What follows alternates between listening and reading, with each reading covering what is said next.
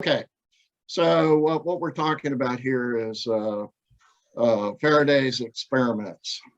Okay, so the main point of this whole discussion was, what did Faraday do? Okay, we're going to talk about that and kind of clarify some of the confusion about Faraday's paradox. All right, I don't think that there's any paradox here at all. I think this is a problem that's resulted from confusion due to Faraday's desire to prove his theory of cutting of the lines of force. So that's, and it's well known that his conclusion, he said that the lines of force aren't moving, okay, which probably was a mistake on his part. But in his enthusiasm to promote his idea of lines of force, he sort of, I guess the correct word would be to say that he sort of got so enthusiastic about his theory that when his theory didn't agree with the experiments, he sort of made the theory agree with it, the experiments agree with his theory, and I think illustrating a common problem of science. Okay, so can we go to the next slide? All right. There are two sets of experiments, really, and they're in different places in his book. So we're going to talk about Faraday's book, researches in 1831, Faraday discovered electromagnetic induction.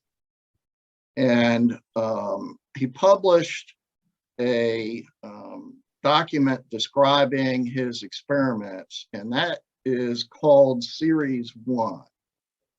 Okay. And if you look in Faraday's book, it's divided into these different series, which is kind of confusing.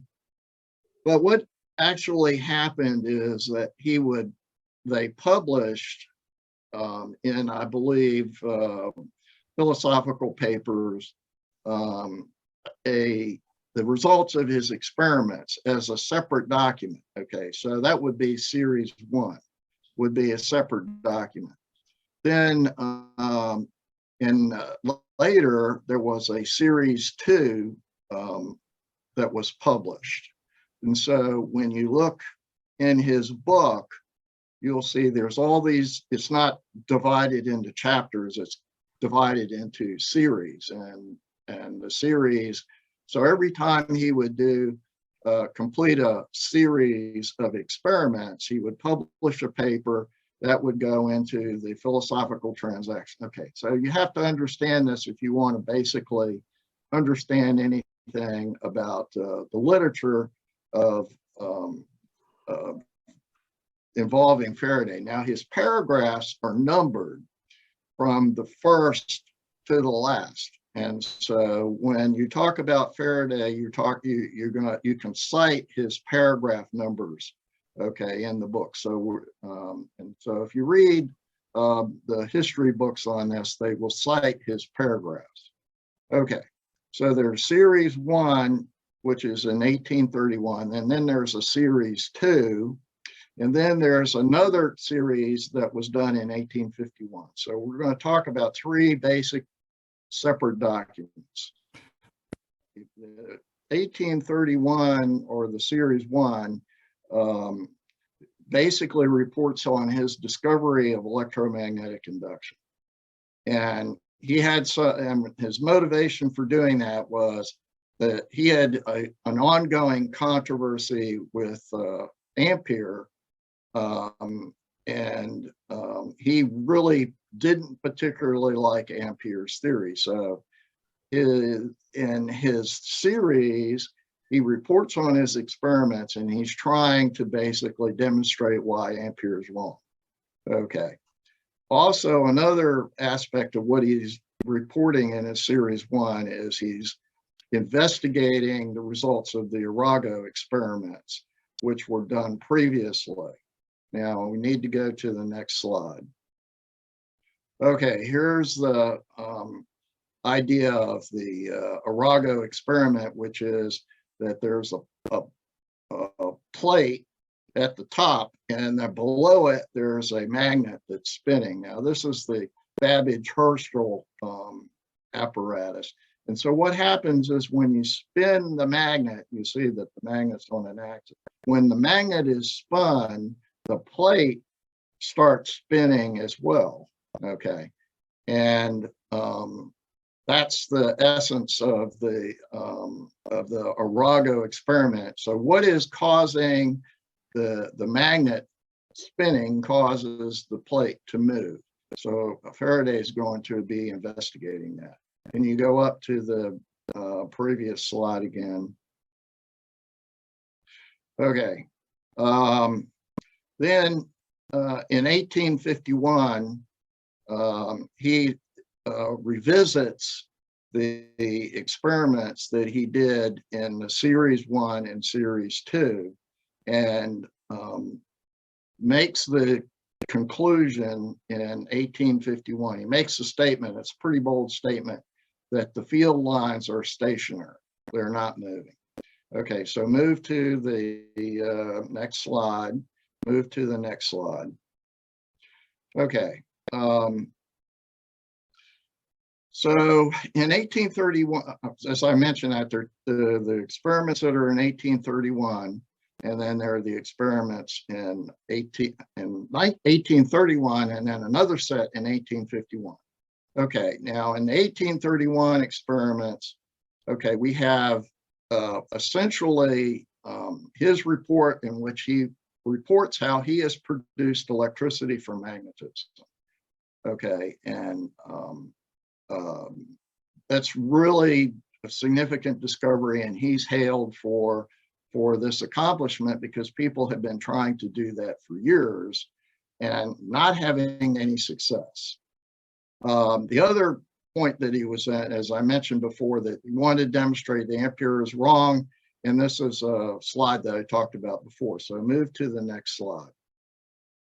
Okay, here's the one of the things I wanted to do was I wanted to get some pictures of how these experimental apparatus were arranged. And it turns out the Royal Institution has the original iron ring that was used for the demonstration of electromagnetic induction. And this is a picture of it. And but some of the other apparatus, they don't have pictures of. So move on to the next one. Okay, here's what they call the Faraday generator. And this is the experiment where when he inserts a magnet, you can see the magnet sliding out of the side, this cylindrical magnet. When this magnet was inserted into the coil, it generated electricity. Okay, can you move on to the next one? There's another view of that. Move on to the next slide. So, okay, here's the disk machine. Now, this isn't an exact replica of what Faraday did. And it's sort of kind of a schematic. Okay, so what we have are two sets of experiments. We have the iron ring type of experiment where when an electric current was interrupted in the primary of the transformer, essentially what today we call a transformer, a current was detected in the secondary. Okay. Then in the coil experiment or the helix experiment, when a magnet was inserted into the coil, a transient electric current was produced inside the coil. Okay, and so today we call that the transformer effect or the flux change. And so that's one aspect of electromagnetic induction. Now here's where the problem arises. The problem arises in this motional induction where the disk is spinning in the presence of a magnetic field and produces an electric current. And this is where the so-called paradoxes arise. So can we go to the next slide? Okay, these are the disk experiments. This is kind of a confusing, and these were done in the second series, not in the first series. Okay, and so the basic idea here is that Faraday is at this point, when he's doing these disk experiments, he's more or less investigating what is going on with this Arago wheel experiment, where this moving disk, well, the magnet was spinning and that caused the disk to move. Okay, so electric current, supposedly the modern theory is an electric current is being induced in the disk that causes it to move in response to the motion of the magnet. So the magnetic field is moving, inducing an EMF in the disk, okay, and that is causing the disk to move to adopt the motion of the magnet that's spinning below it. Okay, so let's go to the next slide.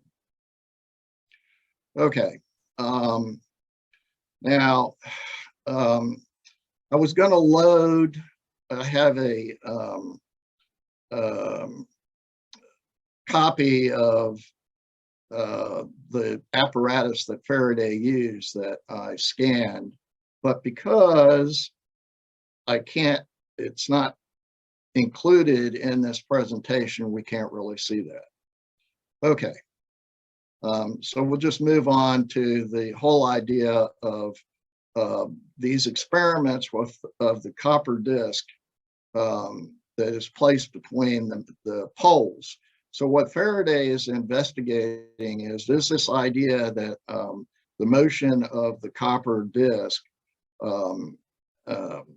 next to the magnet, so the relative motion between magnet and disc, is that producing an electric current? And he discovers that yes, indeed, it does.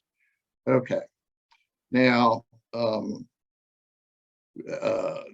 here we run into the problem that we don't have a picture of plate 2. Okay, now the paragraph 114 basically is kind of an enunciation of the cutting of the field lines.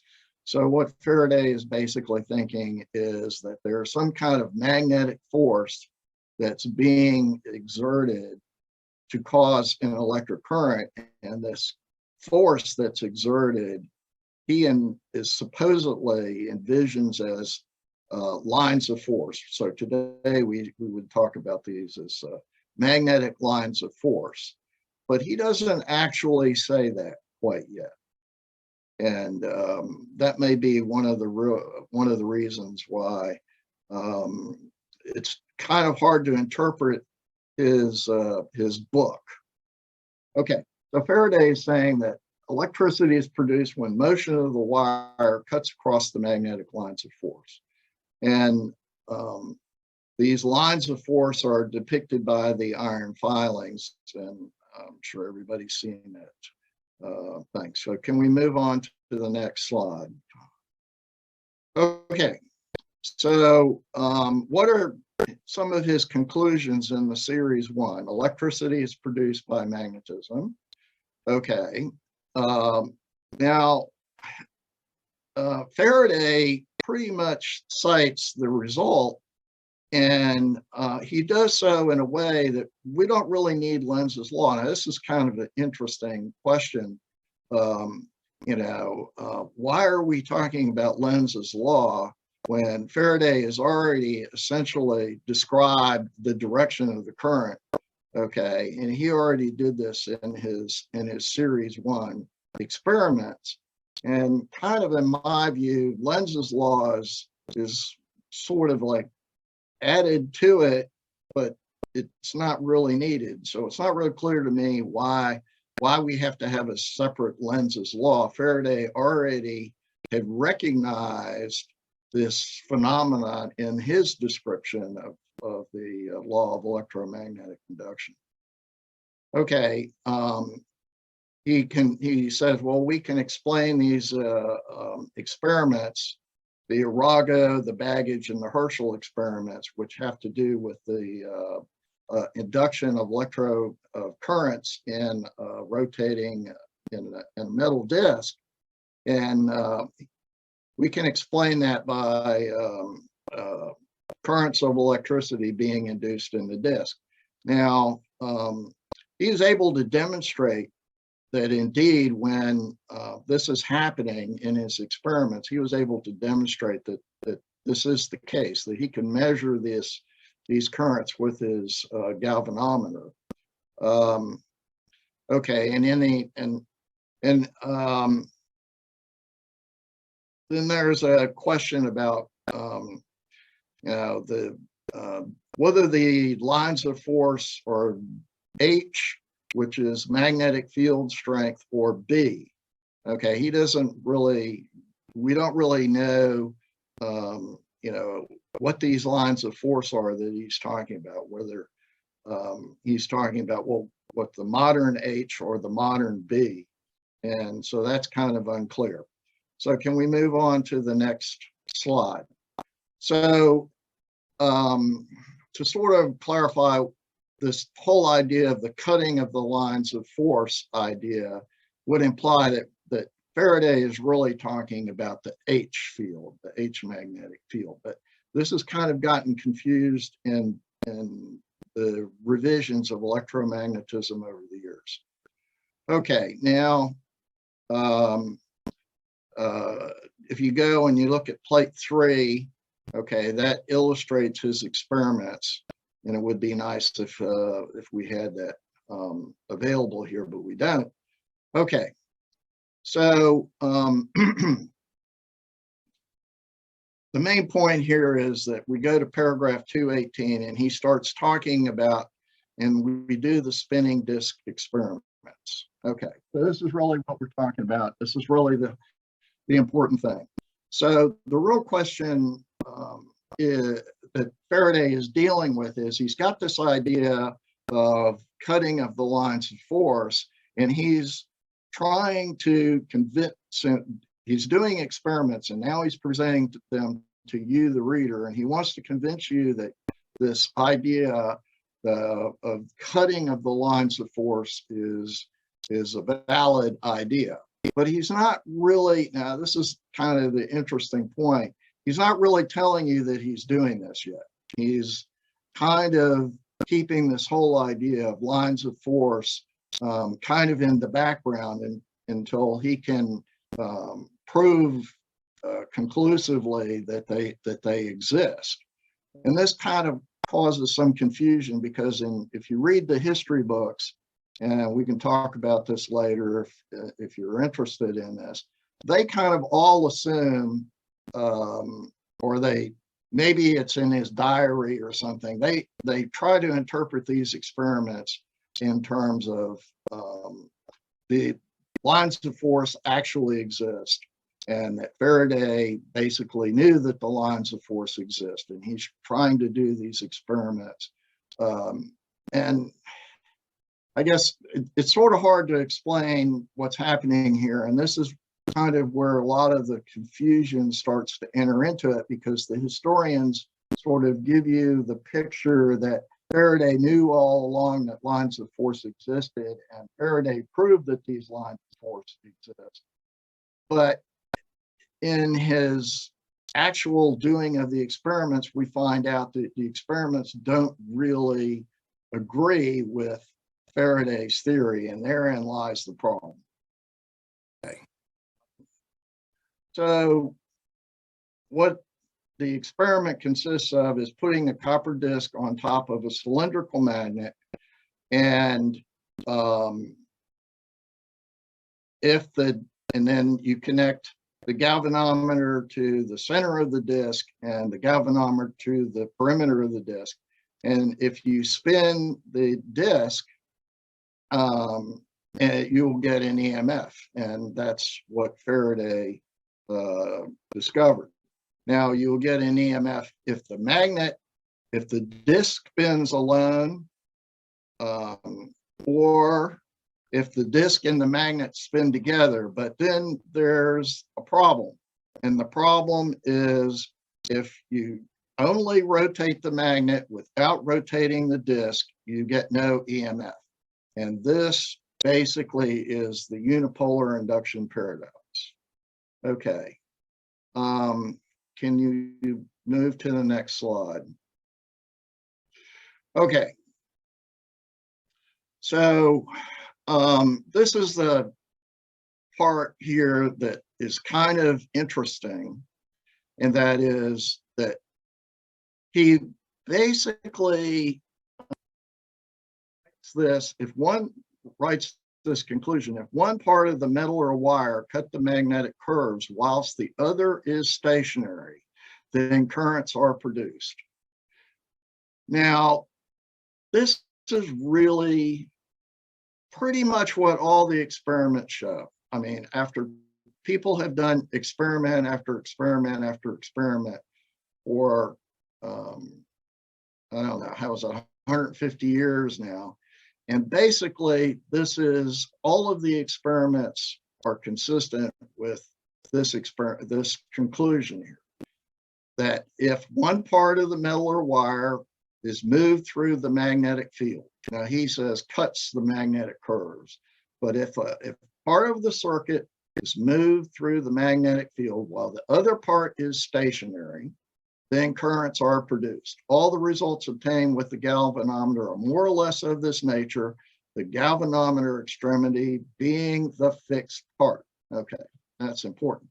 So what's interesting about this is that this is really basically a statement of really what is happening physically with all of the experiments. All the experiments are consistent with this main overlook, what I call the overlook conclusion, because he sort of, in 1851, he sort of moves away from the recognition that he'd written this in 1832. Okay, and then we have another conclusion where he says all parts of the mass shall not move in the same direction across the curves. So, you know, it's kind of hard to really understand what he's saying here. But really what happens, if you really get right down to it, is you're going to get an EMF if you have a circuit and part of it is moving in the magnetic field and part of it is not moving in the magnetic field. Or if different parts of the circuit in a magnetic field are moving differently. Okay, so what essentially boils down to is it's not really the motion of the magnetic field in this case that causes the EMF. It's the difference in the motion of different parts of the circuit. It's the difference in the motion of different parts of the circuit. So that's where the relative motion comes in. The relative motion, the V in the equations that people use, the V is the motion of one part of the circuit relative to another part of the circuit. That's what the V is.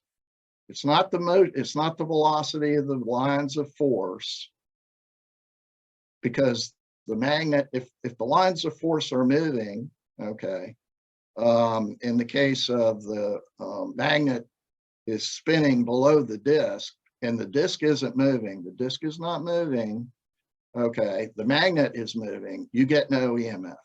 And the reason is because the circuit, okay, the disk is at rest with respect to the galvanometer and the rest of the circuit. There's no relative motion within the circuit, the measurement circuit. There's no relative motion within the circuit. And as long as the magnetic field that is presented to the circuit is constant, which it is in the case of a symmetrical magnet that's spinning, there's no EMF generated in that circuit. Okay, next slide. Okay. Now, what happens in 1851? Now you'll notice that there's like a 20-year difference between the 28th series. Okay, so now we're up to the 28th series. So he's been doing a lot of experiments. He's been publishing a lot of different uh,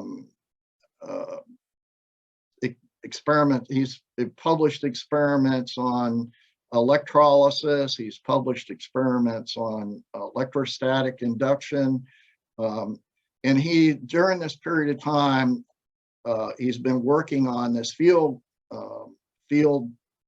lines of force idea, the field theory, and people basically credit Faraday with the invention of field theory.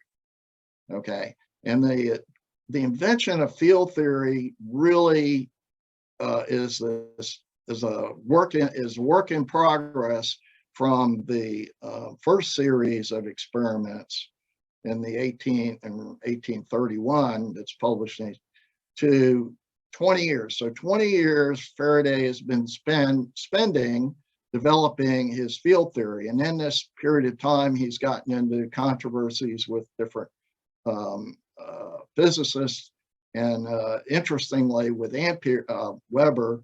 Okay, and of course Ampere, he's spent a lot of time basically objecting to Ampere's theory. So what's the importance of talking about this? He's trying to basically clean up this issue that came up in 1831 about the motion of the lines of force in magnetic induction. Okay, now what happens is his solution to the problem of why the disk, there's no EMF generated when the disk is not moving, but the magnet is spinning, is to say that the lines of force are stationary. And so we have here, there's a quote: when the lines of force are spoken of as crossing a conducting circuit, it must be considered as affected by the translation of a magnet. No mere rotation of a bar magnet on its axis produces any induction effect on circuits exterior to it, for then the conditions above described are not fulfilled. The system of power about the magnet must not be considered as necessarily revolving with the magnet any more than the rays of light which emanate from the sun. Okay, so he's saying, and this is a very famous pronouncement here that occurs in paragraph 3090. Now, this in essence is the crux of the whole problem and the controversy that has proceeded from it, because saying that the lines of force aren't moving sort of saves his theory. It allows him to say that his theory agrees with the experiments. So by making this, I'm not sure I call it an assumption or assertion. Okay, I guess you could say it's from his point of view. He makes it appear as if it's a conclusion. So this is a conclusion that arises if you think the lines of force theory is correct. So Faraday reaches this conclusion because he's convinced that his lines of force actually do exist. Okay. Now, one of the points about all these experiments in 1851 is that the experiments that he did in 1851 agree with the experiments that he did in 1831. Okay. Now, how this became a paradox in the modern view is sort of interesting, because Faraday doesn't really think there's a paradox. He thinks that the lines of force aren't rotating because that's what his experiments demonstrate. Okay, there's no his experiments demonstrate that the lines of force are not moving, and so that justifies this conclusion here. Okay, so can we go to the next slide? Okay, here, this is a picture of his apparatus, and this is a bit confusing. Uh, um, there's a bar magnet. These are two bar magnets that are placed side by side, and there's a crank handle on the side of it that's spinning. Okay, now if you go to, if we go down to B, that kind of shows one of the experiments that he does, and that is there's a loop of wire, and if we spin the magnet, okay, if the magnet next to the loop of wire is spinning, you get no EMF. So that's back to the thing of if the circuit is stationary, all the parts of the circuit are stationary, and the magnetic field is spinning, there's no EMF. Okay, now if we go to part C, okay, now there's a copper strip that's connected. There's a connection between the wire that goes through the center of the two magnets. And then there's a sliding contact, okay, at B. And what happens is that in this case, if the wire is spinning and the magnet is spinning with the wire, you'll get an EMF. And if you spin the magnet and have the wire stationary, you also get an EMF. Okay, and that's because there's a sliding contact, okay, that allows one part of this circuit to move relative to the other part of the circuit. So as long as there's a sliding contact or well, primarily a sliding contact in this case, that allows one part of the circuit to move relative to the other part, and the part that's moving is in a magnetic field, you're going to get an EMF. And that's basically what all of the experiments that have been done, okay, since then have shown. Okay, next slide, please. Okay, so what's the whole point of all this? The point is, there's really, Faraday basically had done all the experiments in the 1830s, and what he did in 1850 was essentially confirming what he had done in 1830. So, but he was more in 1850. He was bold enough to make the statement to reach the conclusion, which he thought was a valid conclusion given his belief in the lines of force, that the field lines were stationary when the magnet was rotating for the case of unipolar induction. And that basically put his theory into being consistent. His theory then became consistent with the experiments if he made the additional assumption or hypothesis, or you might want to call it a conclusion from experiment, if you will, that the field lines did not move with the magnet. Okay, now what happened in 1852 was that he used wires instead of the copper disc. And he replaced the cylindrical magnet with the two bar magnets. Now, some of the experiments that he did was he was trying to essentially locate where this EMF was occurring.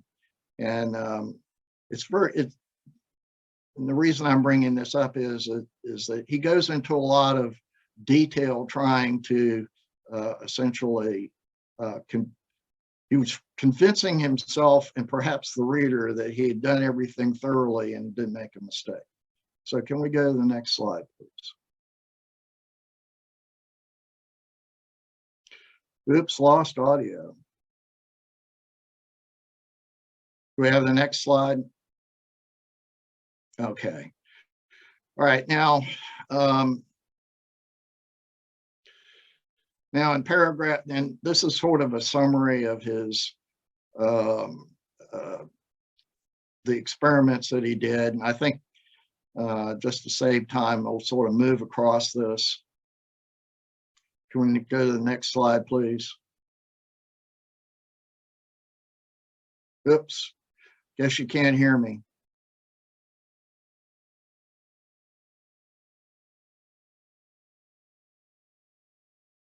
Yes, Okay. we're still hearing you loud and clear, Harry. Okay. All right. Now here I want to make a point here. And unfortunately, it's been a while since I've worked with Zoom. And there's an important paragraph, important series of experiments in paragraph 3099. 3099 is where Faraday had already done the experiment that Al Kelly did, where Al Kelly moved the closing wire around in an attempt to demonstrate that the field lines did indeed rotate with the magnet.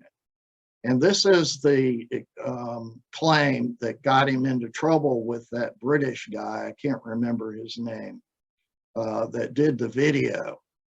Now, Faraday had actually already done this experiment. He already moved the external closing wire. He did a lot of experiments where he put this wire into different positions, moved it around, and what he found was there was no effect at all. In other words, moving this external wire around what's called the closing wire didn't have any effect at all on the production of EMF. Now, what's interesting about this, the importance of it, is that over the years, people have essentially repeated this experiment over and over and over again, and apparently not realizing that Faraday had already done this and already demonstrated that this closing wire had no effect on the experiment. There was no, it didn't change the results, so to speak. So in other words, it had no effect. So there was no EMF being induced in this closing wire. So this wire was essentially not was not the source of EMF. And a lot of the people who repeated these experiments over the 150 years did various experiments to repeat this experiment that Faraday had done. And it's not real clear to me whether they realized that he had done it already or what exactly, but this is one of the reasons why there's a lot of people repeating his experiments. They were trying to resolve this issue of whether or not the EMF was being produced in this external wire. But Faraday had already pretty much convinced himself that there wasn't any EMF in this external wire. And that is an important factor that leads him to the conclusion that the field lines are not moving when the magnet is rotating. So this is really key here, this paragraph 3099. Okay, so can we go to the next slide?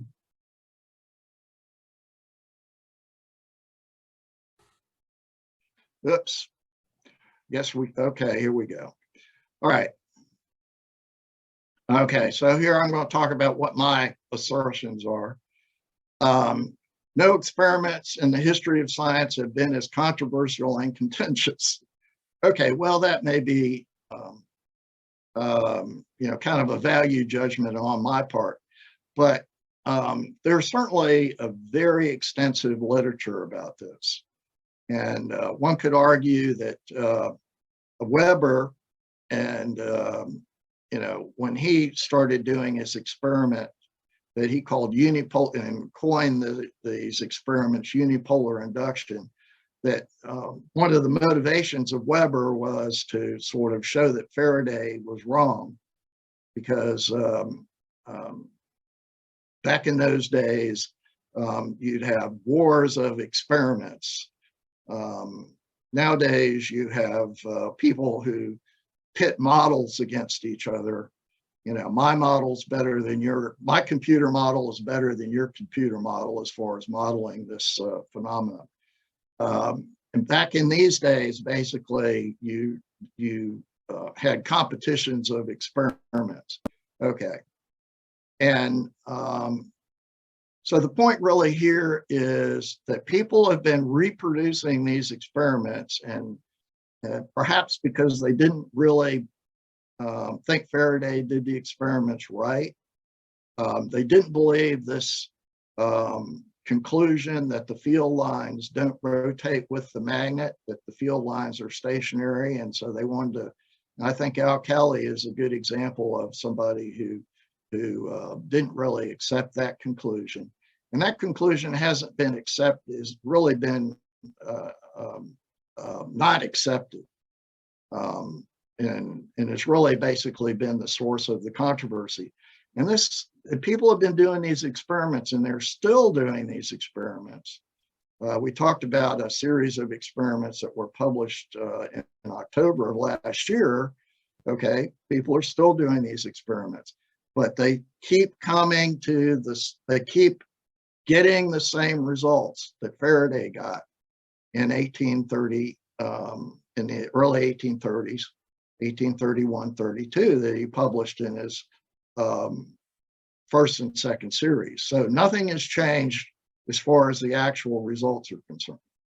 So people have been repeating this experiment over and over, and they keep getting the same results. And it's sort of a question, why can't we resolve this controversy? Okay, now my thesis is that the controversy is because Faraday got very much,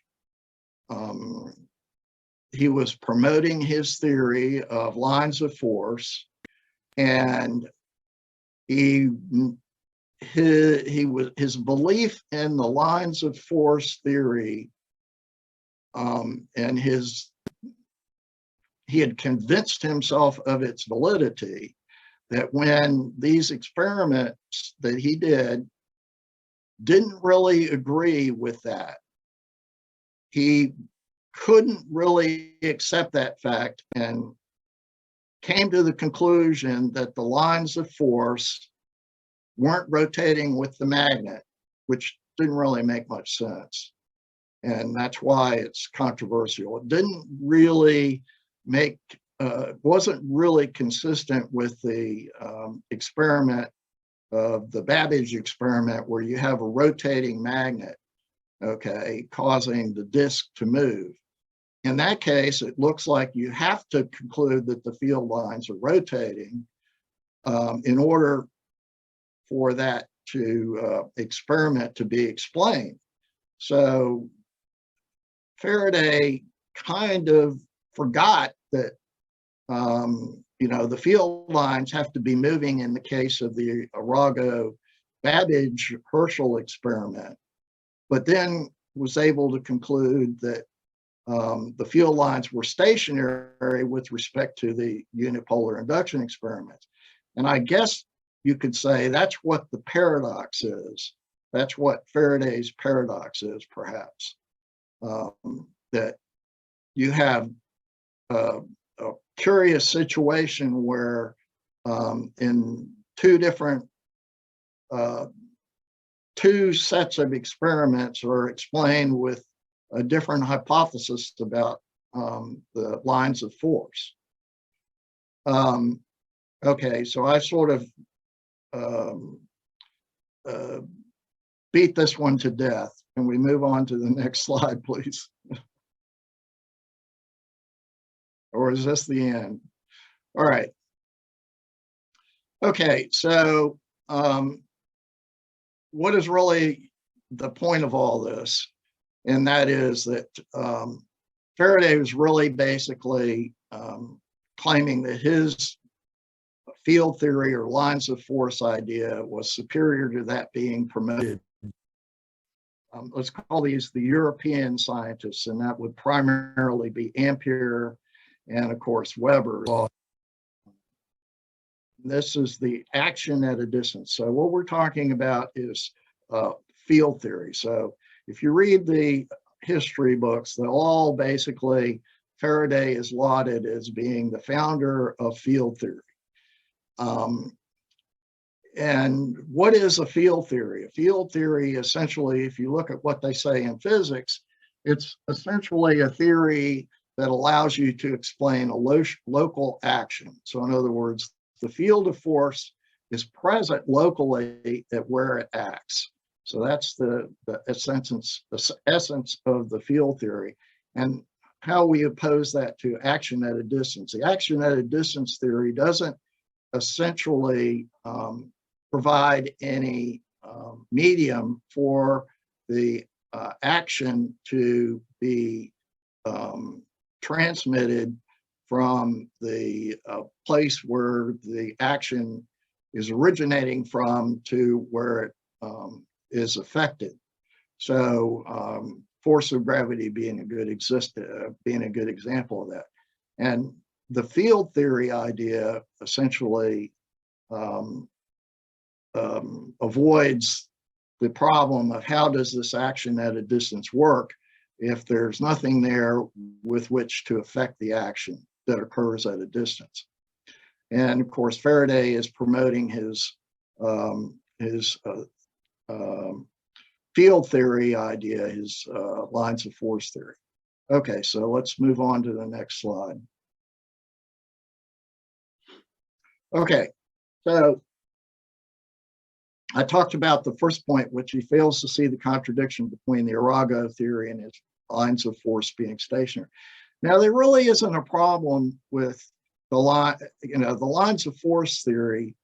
It looks pretty good, but it doesn't really explain what's happening in this particular in the unipolar induction experiment. And so what you have here is a case of the theory is assumed to be true, and then you do experiments, okay, and your experiments show that the lines of force are stationary. You're assuming that the lines of force are what basically is causing the phenomena. So the cutting of the lines of force produce the EMF. In the case of doing the experiment, you find that that claim isn't consistent with what you observe as an experimental result. And so what Faraday says is the lines of force aren't rotating with the magnet. That basically preserves his theory and explains the experimental results. So I think this is a case of believing in your theory and essentially coming to the wrong conclusion because of your you believe in your theory so strongly that you can't see that maybe there's a different explanation for what's happening.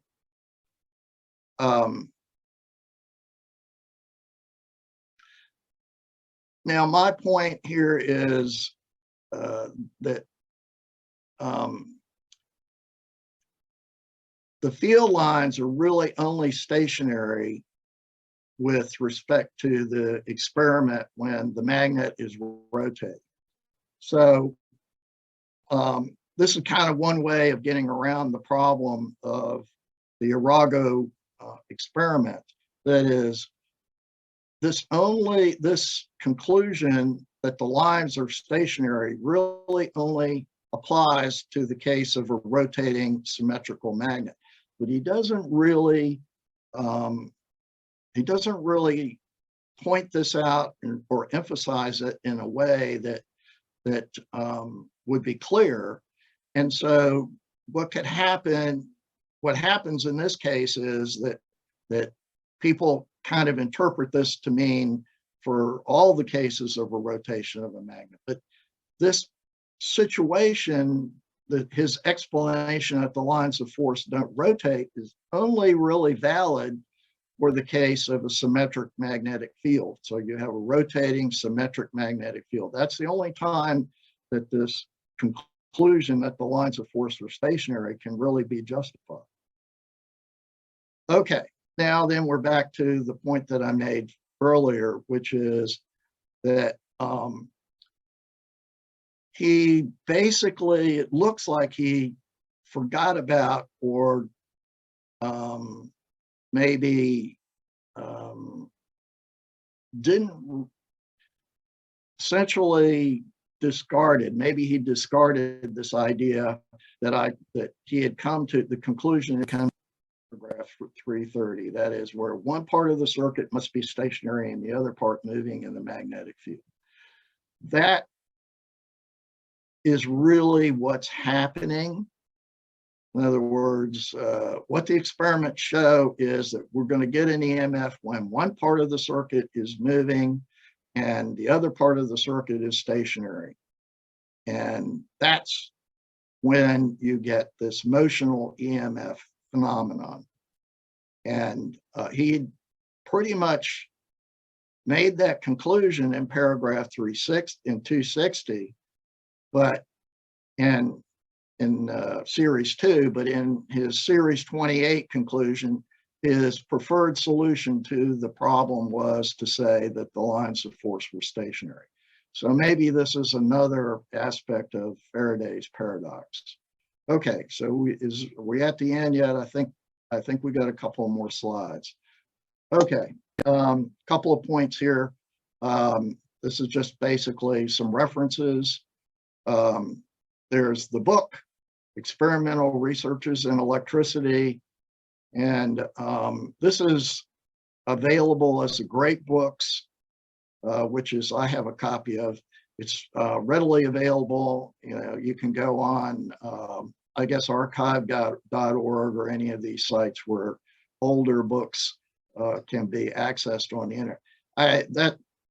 One of the things about that is that trying to read Faraday's book on a computer screen is basically going to be very, very difficult, I can tell you.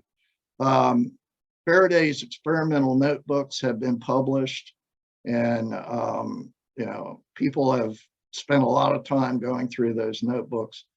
There's a biography by L. Pierce Williams that's gives you the historical view of it. There's a very good book by Agassiz, Faraday as a Natural Philosopher. I have a copy of both the Pierce Williams book and the Agassiz book.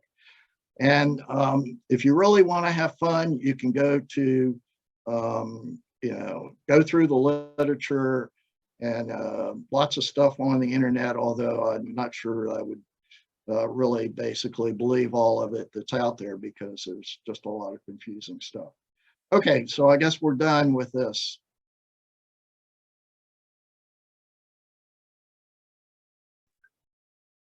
Well, thank you very much, Harry, for that most interesting and stimulating exposition. We were all expecting it to be extremely stimulating, and indeed it was. Now, well, I want to address this issue about that James Keene raised about the electrostatic, the motion, the frictional force, I think, is the friction causing. I think Faraday didn't. Triboelectric effect. Triboelectric effect, yes. I think Faraday would have realized that he was a very thorough worker, and I think he would have discovered that. And the primary reason I think so is that he was very careful to reverse the polarity of the magnetic fields and make sure, and in his experiments and in his very thorough and there's a lot more experiments that he does that than I mentioned. I only talk here about the ones that relate to the unipolar induction. Okay, he did a lot of other variations of experiment. And it seems to me that he would have discovered that it was a turboelectric effect. Well, if I may comment, all of the experiments of Faraday agree with that you've got a small electrostatic generator there. And the Van der Graaf generator, electrostatic generator concept, apparently, I just looked it up, it was not until the 1930s. So these ideas of the triboelectric effect and static electricity generators were not even, did not even exist in 1830s and 1850s, at least as far as I can see. Yeah, but you're missing the point. The point is that the turboelectric effect would have produced a current in the same direction, whether you had reversed the polarity of the magnet or not. No, it would not, according to the mechanism that I'm thinking of, because well, I don't want to debate it with you. I just don't think I think that I think Faraday was a pretty thorough experimenter, and people have done these experiments over and over. And Mueller, when he did his experiments, and Al Kelly was critical of Mueller's experiments, if you recall. That was mentioned in Ian's presentation. The reason that he did that was because he wanted to avoid this turboelectric effect that you're referring to. And in doing that, he basically reproduced the same results that Faraday and other people have gotten over the years. And so essentially, I think we can dismiss the turboelectric effect. well, that effect could be tested by, instead of using a magnet, use an E field instead, by putting two plates for use in creating the E field across the rotating disk. That E field would polarize the air particles in the same way that the magnet might, and allow the triboelectric effect to work. And in that case, you might get the same EMF produced in your revolving disk without a magnet. Wouldn't that be neat? That's a way to test it, perhaps. Well, again, I think the people who have been doing these experiments are pretty thorough and very much aware of this. And you know, How if they're so thorough and aware, how come none of it has ever been documented or mentioned in these three? what hasn't been? What are you talking about? The turboelectric effect? You substituting an E field for a magnetic field. I have no idea what you're talking about. As I said, you could put two plates on either side of parallel with the copper disc that's rotating between the two plates. Put an electrostatic field on these plates. Use a DC power supply to do so, and see if you generate an EMF in the plates in the same way as you would have had there been a unipolar magnetic field. But in this case, the results that you get with the revolving plate, copper disc, I should say, would be due to an electrostatic field polarizing air particles touching the revolving plate, touching the revolving copper disc, I should say, instead of a magnet. So you'd have your electrostatic induction, your EMF induction, without a magnet. In other words, I'm saying, how come nobody has removed the magnet and substituted an E field across the plate?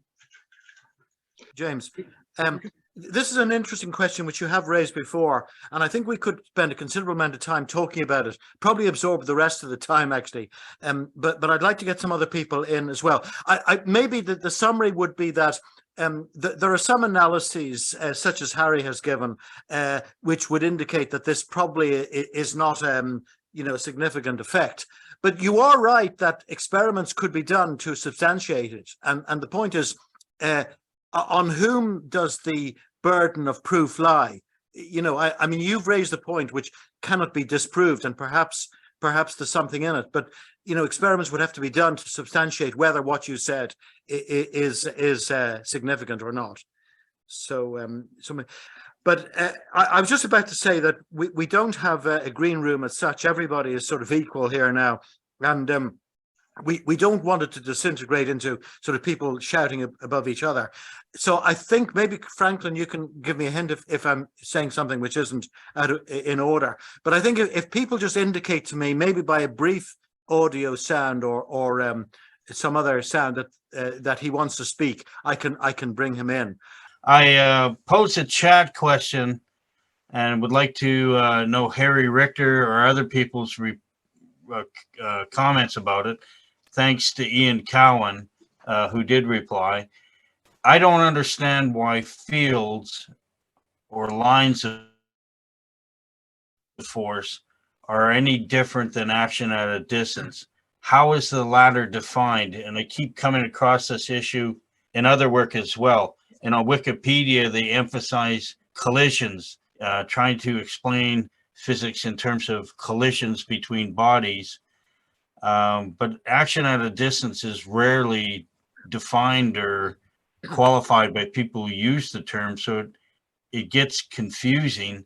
And why would you use action at a distance as a term instead of collision? But Harry, do you have your own views on that? Well, you've raised a technical issue that I'm just going to basically give it to you. I find it confusing. If you want to basically read the history of of the controversy, essentially, Ampere's theory was Newton's action at a distance, and it was mathematical. And I don't think Faraday was not a mathematician. He was a hands-on guy, and I think he thought that the phenomenon wasn't mathematically described interaction, and that it had some physical, local physical phenomenon. If you want to read the books will go into it. But I'm not really sure what your question is that you're asking. You sort of couched it in a sort of way that kind of makes it hard to answer. You essentially asked a fundamental question of physics, which is,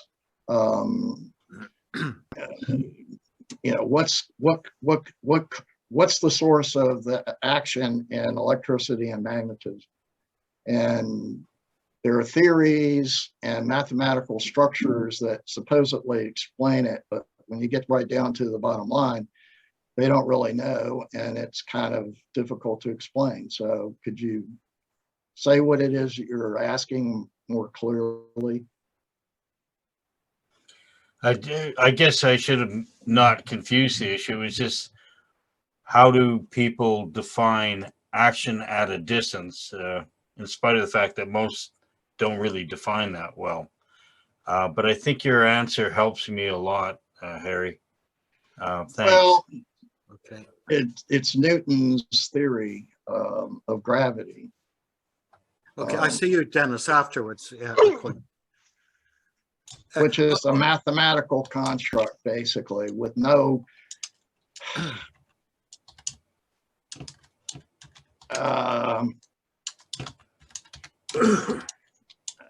that's about the only answer I could come up with. It's Newton's See, idea. I interpreted Bill's question also, Harry, to be of the nature that what is the difference between a field and action at a distance? And one might say that a field is a construct to try to avoid interaction between bodies which are separated by very large distances without any obvious intervening medium. Okay, let me I can try to answer this question if I might. What Faraday basically showed that the medium through which the quote action passed changed the nature of the action.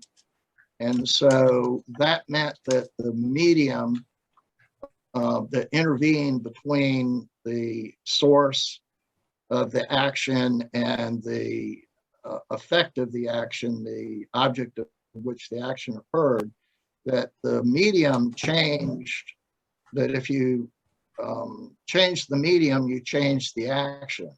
And so the implication is that the medium through which the action is occurring is important. And so therefore, mere action at a distance is not sufficient to describe what's happening. Does that help? Yes, thank you. Oh, okay. Well, thank you very much for the question. Now, Dennis Allen Jr. has a point he'd like to raise. So please feel free, Denny, to come in here. Well, action at a distance, there's no time delay. Even if it should be on one side of the universe to the other, action at a distance is immediate. But a field theory, you have the field propagates through the medium, and so there's a delay between turning on a magnetic field, for example, and receiving it, say, on the other side of the Earth or something. There's a time delay, and usually with most fields, it's the delay has to do with the speed of light. The field is propagated with the speed of light. But in gravity, which is action at a distance according to Newton, if you interpret it as a field theory, then the outer planets like Pluto or Neptune would spin off into out into the universe. Whereas if it was immediate action at a distance, then you get the right orbits. This was pointed out by someone whose name I don't recall, unfortunately. But so the Van Flandern, I think. Van yes, Flandern. yes. And so it has to do with propagation delay, and it has to do with well, the other thing I mentioned. But Harry is right. If you have a field, then if the field is an electric field, if it propagates through, or if it's a magnetic field, it propagates through medium, which is magnetic, then the effect of the propagation will be different depending on what the medium is between where you're detecting the field and where you're creating the field.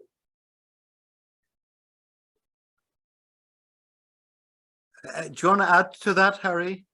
Points raised by Danny? One of the difficulties that I've encountered is, and if you look at the books that talk about the specific experiments that have arisen with respect to this controversy about unipolar induction, the main thing they're interested in talking about is not the experiment of unipolar induction. The main thing they're interested in talking about is Faraday's lines of force field theory, and essentially lauding Faraday and essentially supporting his point of view.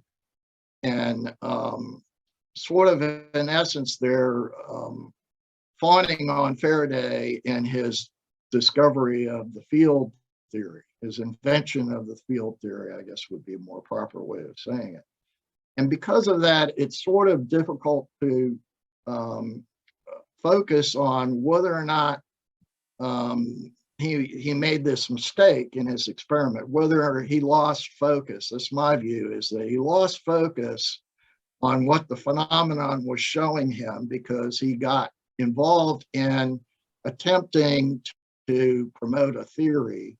And the theory kind of got in the way of Faraday, the observer, and the experimenter. He got so involved in his theory and proving that his idea of lines of force was correct, that he kind of missed the essence of the phenomenon.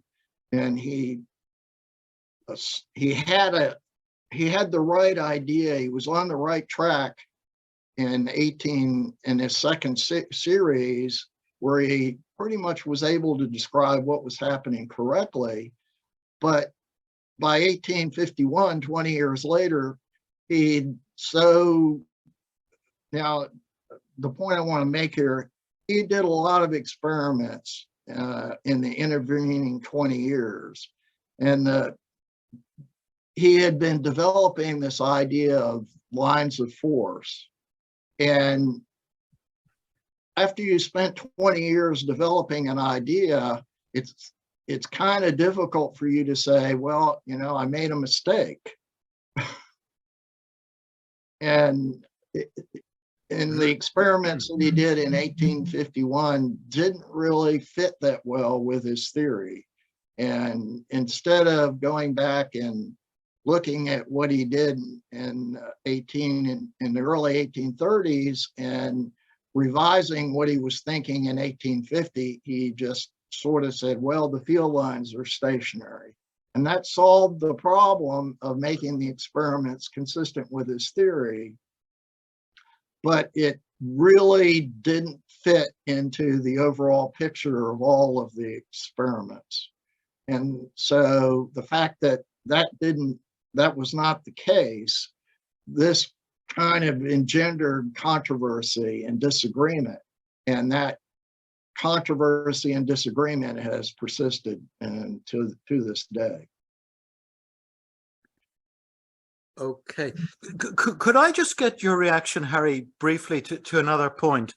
And it's basically that when Kelly was repeating some experiments of Faraday, he got slightly different results. I'm not talking about, the point you were raising earlier, but for example, when the disk is moving and the magnet is stationary, the circuit is stationary, you get an EMF. That's one experiment.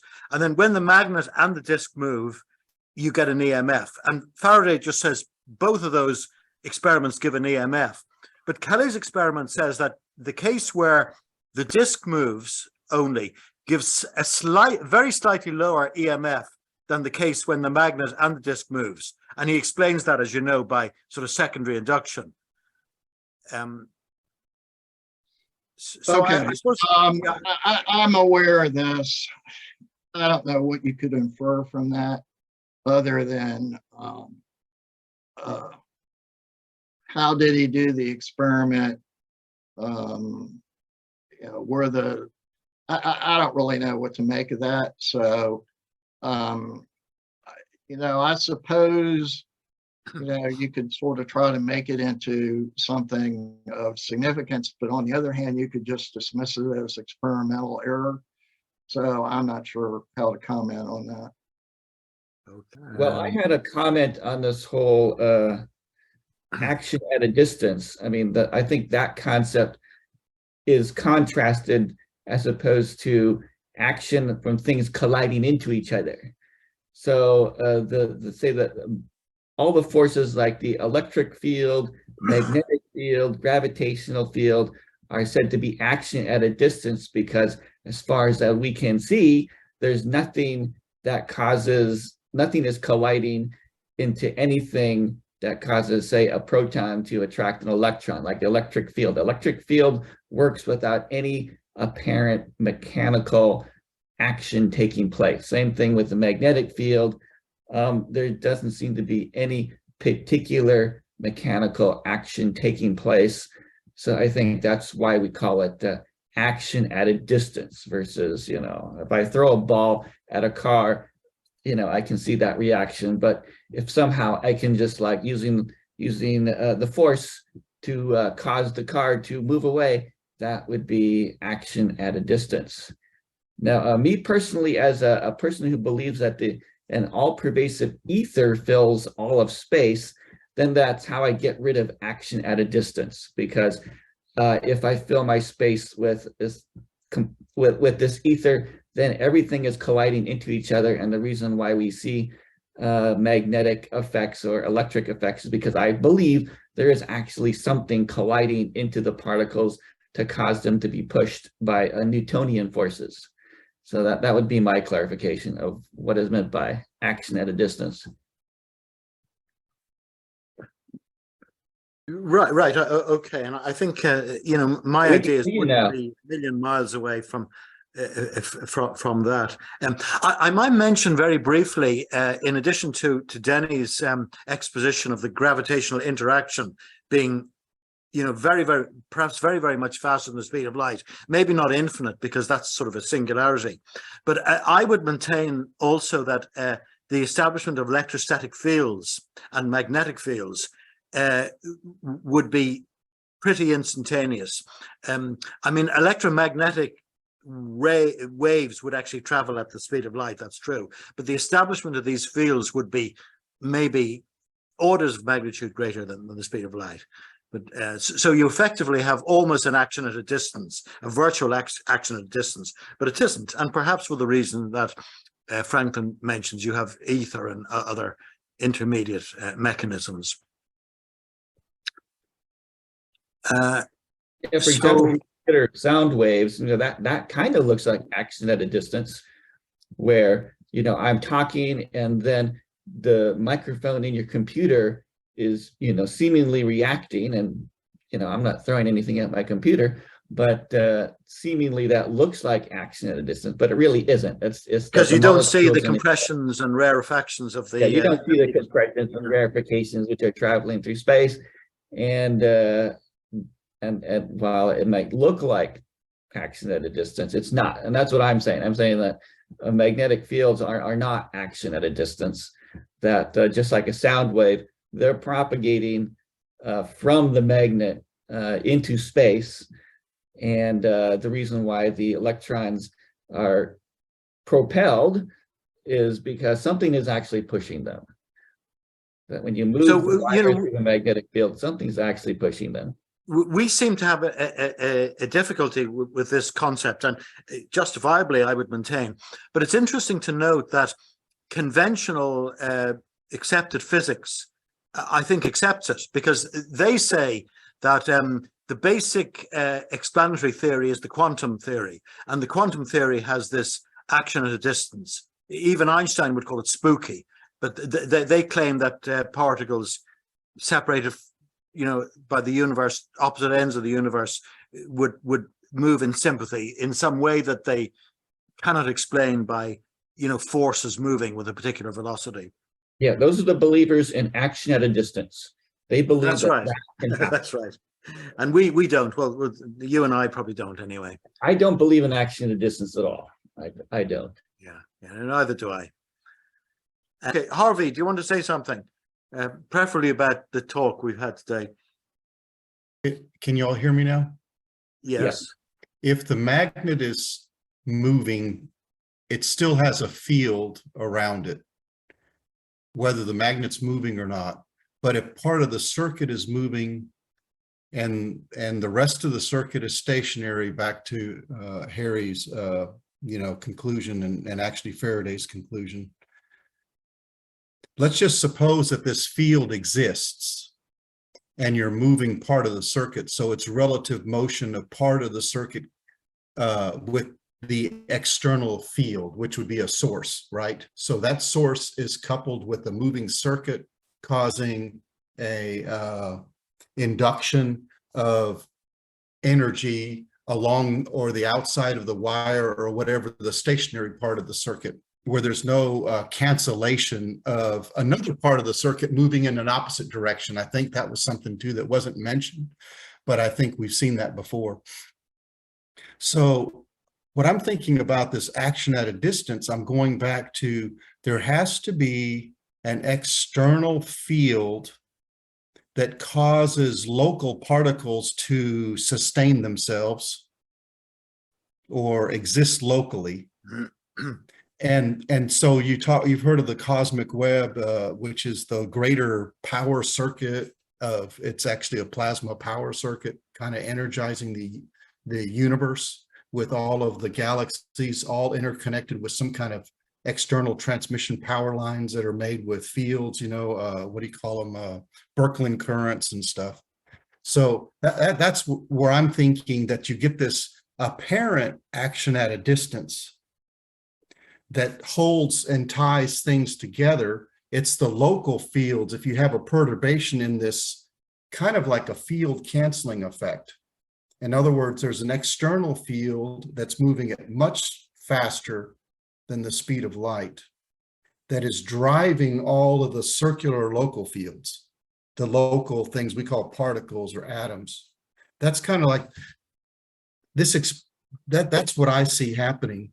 That no one. So is no that a one question talks for about. Harry, Harvey? Yeah. Or for the few of us who've been talking about action at a distance. Yeah. So I'm not sure if Harry, it relates very much to the. Yeah. Let's go back to his. This is his talk. Sorry about that, Harry. No, it's all right. We just want to bring it in because it seems to be going off into another direction, which admittedly is very interesting, but it's hard to see how it's so pertinent to the electromagnetic induction, unless we're talking about the establishment of the fields, and the speed is establishment of the fields.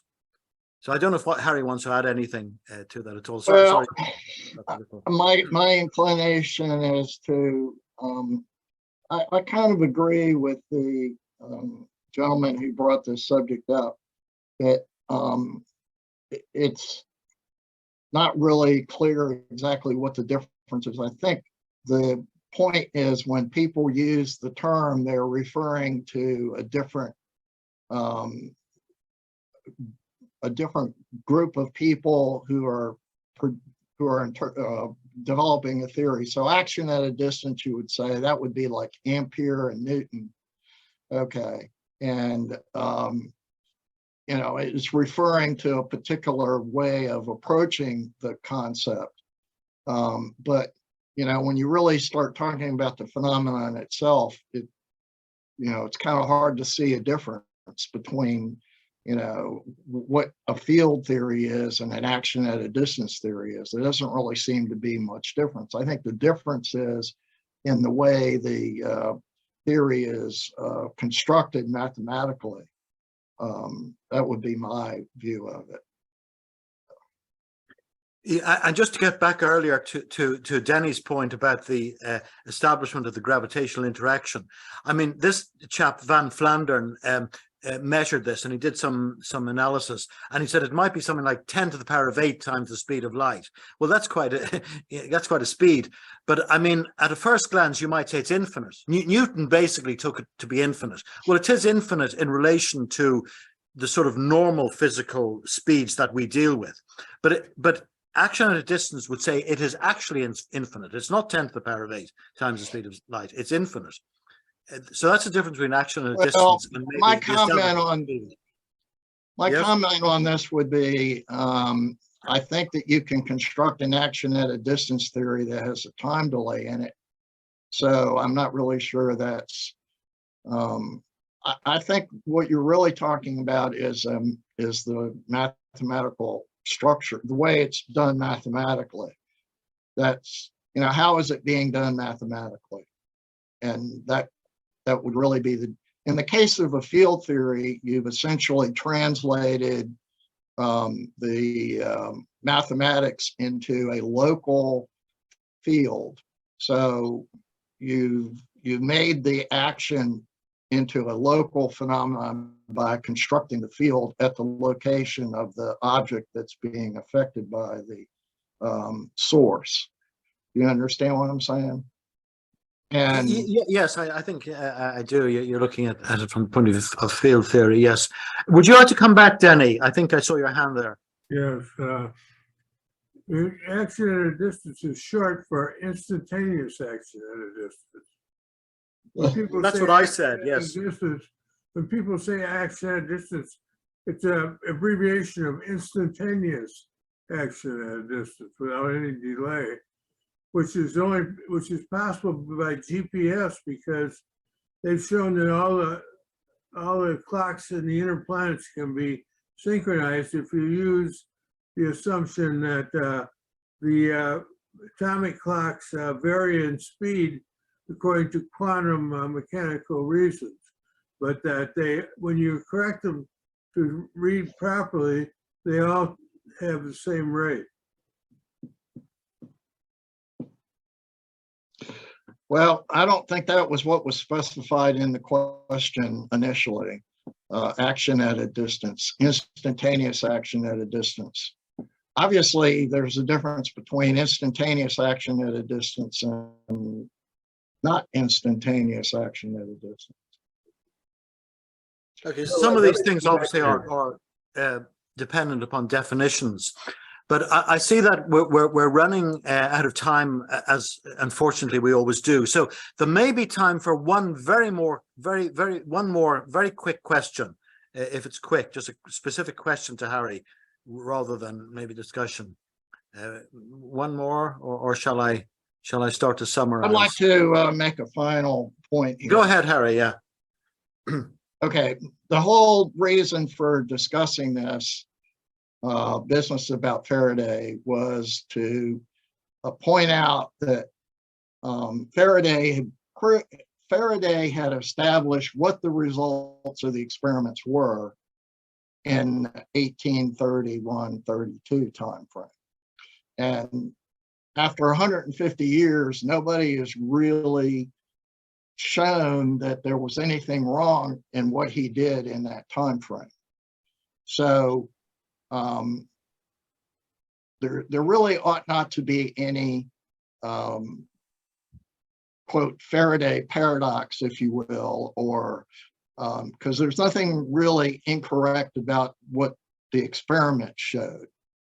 The experiments that he did at that particular time have not been shown to be incorrect. So I think that's really the point that I'm really trying to make here. The problem, the issue is the theory that is being used to interpret the experiments. Faraday probably didn't come to a correct conclusion when he said the field lines were stationary. That probably was not the correct thing to do. And that is what has caused the controversy. And it's kind of created a problem because it's left this gap in or unresolved controversy. It's an unresolved controversy. So we have this unresolved controversy that's not resolved, and it's kind of swept under the rug and hidden away, but it really needs to be resolved. Well, thank you very much. And I know this is the subject of ongoing debate, and we could at some other stage engage in a further debate. I know there have been some emails going back and forth, and I think Franklin has been contributing to that and so on. But I mean, for my own part, I'm delighted to have a positive conclusion from Harry in that the experiments are basically sound, and that it's the interpretation that we need to address. And I mean, he did point out in earlier presentations that all the disparate interpretations ostensibly conforming to the results of the experiments would seem to indicate that there could be a flaw in the scientific method, and that seemed quite alarming to me. I felt it's just that unfortunately you can formulate certain theories and then twist them around. Like you can formulate basically correct theory of the production of, say, transformer electromagnetic induction, but then to accord with Faraday's ideas, you might have to postulate something like the field is stationary when the magnet rotates, which I certainly believe is erroneous, as I think Harry does. it's a subject which we've delved into in quite considerable detail. We've had 3 presentations from Harry now, and they've been well taken. I think they've been in very good order, actually, finishing with Faraday's experiments, in detailed experiments, and the Weber business. I think Bob is here today. We haven't heard from him, but and also my own humble contributions based on Kelly's work. So it's something that we're not prohibited to from returning to at a later stage. But with regard to these technical sessions, Denny and I have been talking to a gentleman by the name of Henri Cornier, maybe, who has published some ideas which are similar to some ideas which have been promulgated by us, but I think he's going back to the photon having a non-zero press rest mass. I mean, there is a mass in transit, and he's published a paper on this. We're talking. He may be able to give us a presentation, not this month. I think it will be earliest, starting February. But if any of you have any ideas, I know, for example, James does there, we just talked about it, but if any of you has any ideas that you'd like to present on, if you just send any of us, send me or Franklin, just a proposed title, a couple of lines of description, and maybe an indication when you might be free, we would hope to be able to go back to the StreamYard system. So I'd like to thank you all very much for participating in this. Please keep an eye out. Provisionally, it will be David Tehilster with a more regular session next Saturday via StreamYard, and he might have some ideas as to why Harry was having problems as well. So without further ado, I'll wish you a very good day, and thank you again for participating and for the stimulating questions. And Thank you, last Harry. but not least, I must thank the speaker, Harry, for taking the trouble to produce those slides and to have patience, with regard to all the technical problems that we've been experiencing, no fault of anybody's, but Harry did persevere, and he's given us the privilege of Thank hearing. you. Have a good day. Thank you again, Harry. Thanks, Harry. Okay. Bye, everybody.